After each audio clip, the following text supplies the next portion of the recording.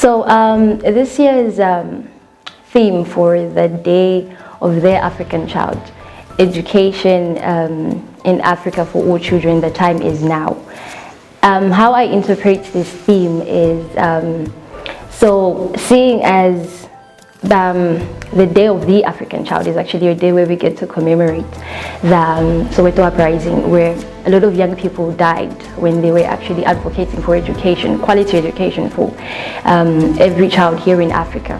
So for me, the theme, you know, it really speaks a voice, a loud voice, where it tells you to say, this is actually the time for us to give quality education to every child out there in Africa, despite, or let's not discriminate, okay? We need to give quality education to every child in Africa, no matter their nationality or their gender, whether you're a boy or a girl or whatnot.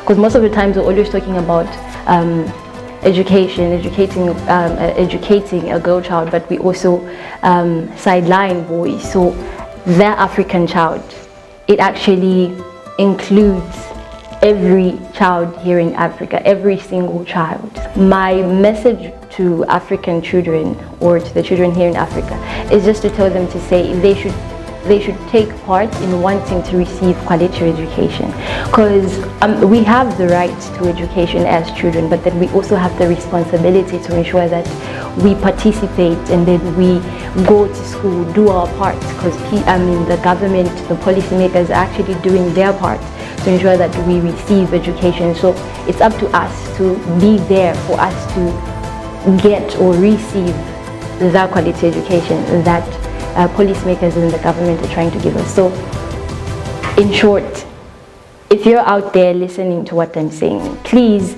take your part in receiving this education. So be there to get educated, because this education is yours. This is your right. So utilize this privilege. Also to the parents, let's support our children, because as a parent, I know we love our children. You love us, your children, and you wouldn't want to do anything that will hinder our development and our growth, us growing and just being productive. But let us do what is best for our child, and don't do what is best for you using your children, because child marriage, child prostitution, child labor, all these hindrances that prevent children from developing.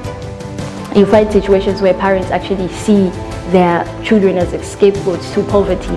So let us, the parents, try by all means.